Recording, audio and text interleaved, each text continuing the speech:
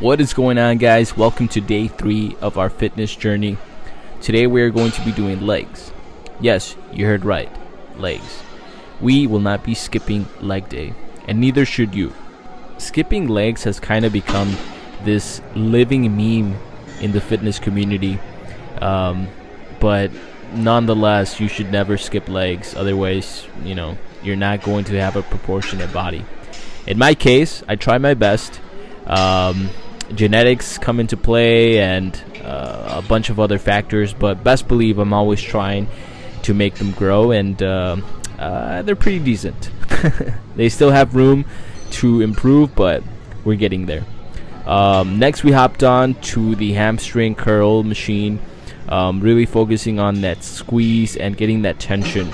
As you can see, you can switch the grip, whether you want to hold on to the bars they have there or on the sides like I was doing earlier.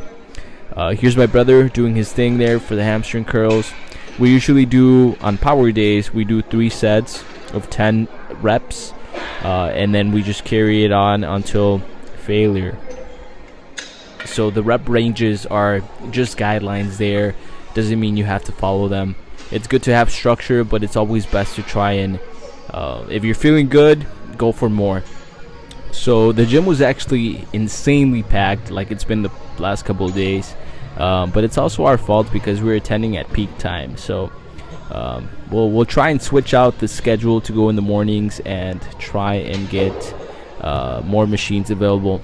However, even though you're following a routine and there's a specific machine that you want to start off with, you should always switch it around. You're not going to be waiting there for 30-40 minutes on a machine to open up.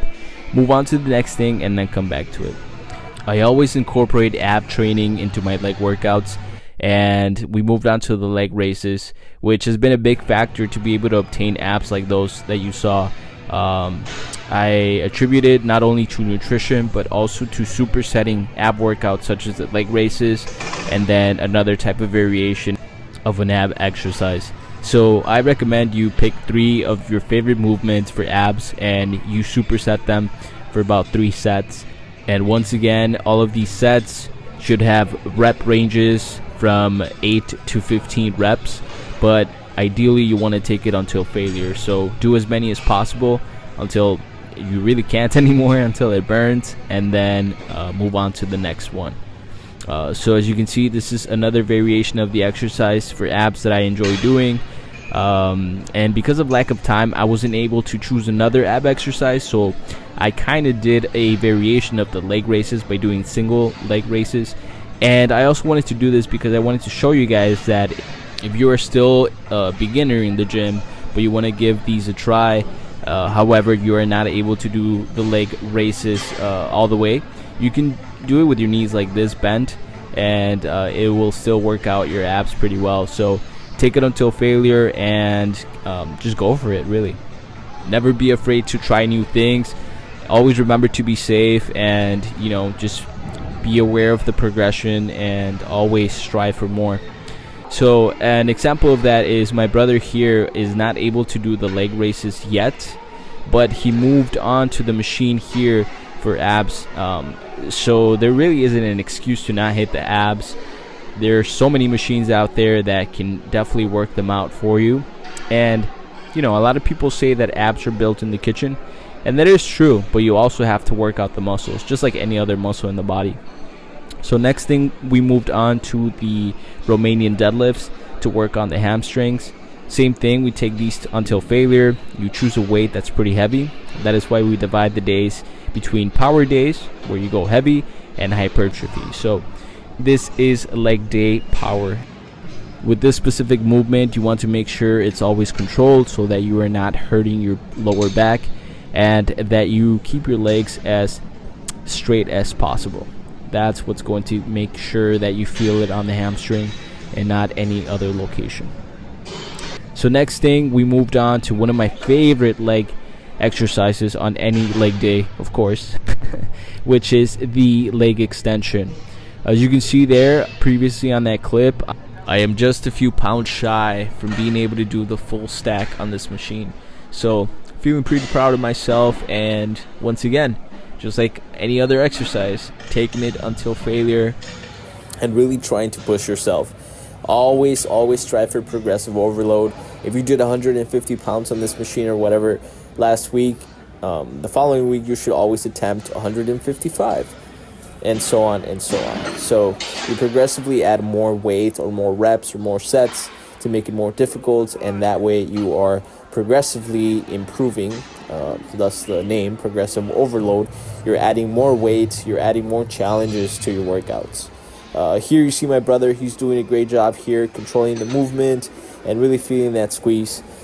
Our legs were actually still recovering from the previous leg day, and the day before this video was filmed, we actually went to go play soccer, so our legs were pretty fried up, and we still had squats. So the reason why we did squats at the end was because we finally were able to get a hold of a machine, a squat rack, since the gym was so packed. So my brother's doing a great job here once again of controlling the movement, going all the way 90 degrees. Although our legs were pretty cooked up and fried, we still challenged ourselves and went to push heavy weight. It's a power day, you have to push heavy weight, and you have to, just go for it. So as you can see here, I took 6 plates for a joyride, and I did 5 by 5, so 5 sets, 5 reps. And yeah, it was challenging, of course. Just, it's not an easy weight, but always focusing on technique, always focusing on having the best form possible. The weight, like I mentioned in other videos, does not matter at all. If you have bad technique, you are going to injure yourself, and you're not going to make any improvements to your physique. So the primary thing, once again, is form. Squatting on a Smith machine is something new for the both of us, because in our previous gym we had a squat rack with free weights, a free bar. So we are getting adjusted to trying to find the right form in regards to what works for us, foot placement, bar placement. But nonetheless, we're still going for it, still pushing heavy weight and challenging ourselves. As you can see here, I went for another set of this weight and wanted different angles, just so you could see that I am going 90 degrees, all the way down. If you do anything less than that, you have the risk of injuring yourself, and it really won't count as a good lift. So always strive for good form, always go 90 degrees on the squat. And what I recommend for you if you're beginning is to do body squats. So no weights, no bar, just work on the form on your own. Put your hands over your head or in front of your body, and really try and see what foot placement works best for you. So thank you guys for watching day 3.